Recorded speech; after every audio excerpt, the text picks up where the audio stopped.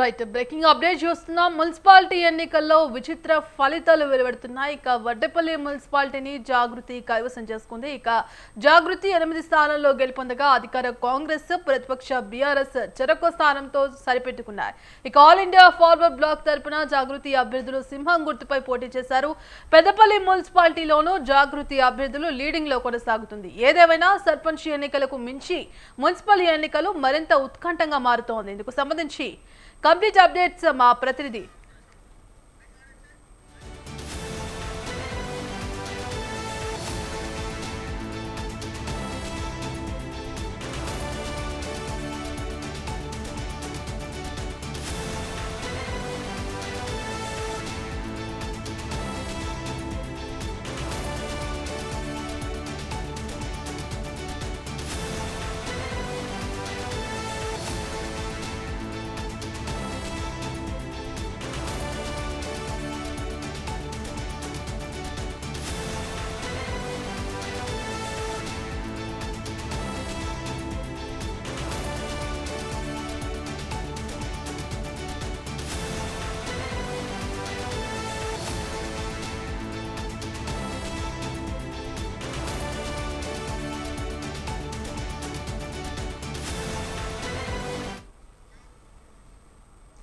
Municipality ఎన్నికల్లో విచిత్ర ఫలితాలు వెలువడుతున్నాయి. వడ్డపల్లి మున్సిపాలిటీని జాగృతి కైవసం చేసుకుంది. ఇక జాగృతి 8 స్థానాల్లో గెలుపొందగా అధికార కాంగ్రెస్ ప్రతిపక్ష బీఆర్ఎస్ చెరొక స్థానంతో సరిపెట్టుకున్నాయి. ఇక ఆల్ ఇండియా ఫార్వర్డ్ బ్లాక్ తరపున జాగృతి అభ్యర్థులు సింహం గుర్తుపై పోటీ చేశారు. పెద్దపల్లి మున్సిపాలిటీలోనూ జాగృతి అభ్యర్థులు లీడింగ్ లో కొనసాగుతుంది. ఏదేమైనా సర్పంచ్ ఎన్నికలకు మించి మున్సిపల్ ఎన్నికలు మరింత ఉత్కంఠంగా మారింది. ఇందుకు సంబంధించి కంప్లీట్ అప్డేట్స్ మా ప్రతినిధి సవీన్ లైవ్ ద్వారా అందిస్తారు. సవీన్, మున్సిపల్ ఎన్నికలు ఉత్కంఠగా ఫలితాల్లో మాత్రం కొంత ఉత్కంఠగా నెలకొంది. వచ్చే ఫలితాలు ఆసక్తికరంగా మారుతున్నాయని చెప్పుకోవచ్చు. ఎందుకంటే రాజకీయ పార్టీల గుర్తులతో మున్సిపల్ ఎన్నికలు జరుగుతాయి కాబట్టి ఏ మున్సిపాలిటీలో ఎవరికి ఆధిక్యత వస్తుంది, ఒకవేళ హంగ్ మున్సిపాలిటీ వస్తే ఎవరితో కలుస్తారు అనే చర్చ కూడా పెద్ద ఎత్తున జరుగుతుందని చెప్పుకోవచ్చు. ఇప్పటికే బీఆర్ఎస్ పార్టీ నుంచి సస్పెండ్ అయిన తర్వాత పార్టీ ప్రాథమిక సభ్యత్వానికి ఎమ్మెల్సీ పదవికి రాజీనామా చేసినటువంటి కల్వకుంట్ల కవిత త్వరలోనే ఒక రాజకీయ పార్టీ పెట్టబోతున్నట్లు ప్రకటించారు.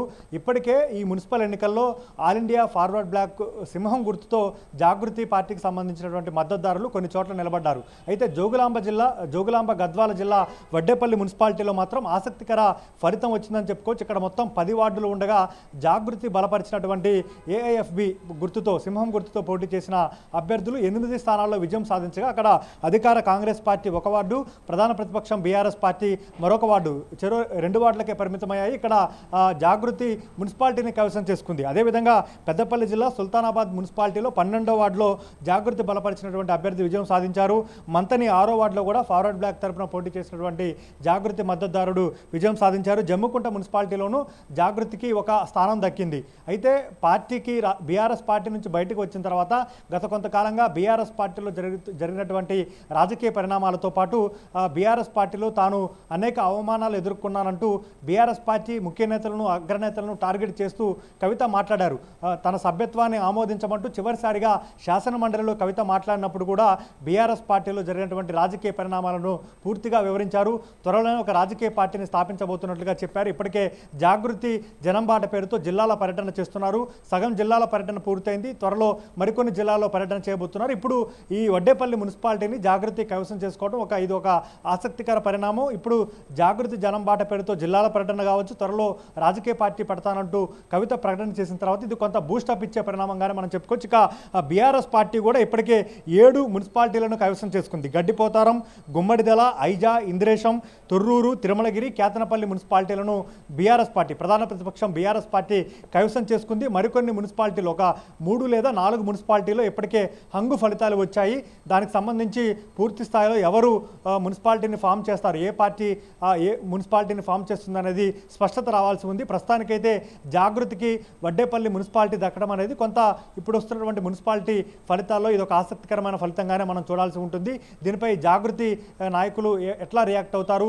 బీఆర్ఎస్ పార్టీ జాగృతికి సింహం గుర్తుతో పోటీ చేసి ఒక మున్సిపాలిటీ దక్కించుకుంది కాబట్టి జాగృతిని ఏ విధంగా ఎదుర్కొంటుంది అనే దానిపైన కూడా మనం చూడాల్సి ఉంటుంది. ఓవరాల్గా జాగృతికి అయితే వడ్డేపల్లి మున్సిపాలిటీతో పాటు 2-3 వార్డులు దక్కాయి. అదేవిధంగా బీఆర్ఎస్ పార్టీ ఇప్పటివరకు 7 మున్సిపాలిటీలను పూర్తి ఆధిక్యతతో దక్కించుకుందని చెప్పుకోవచ్చు.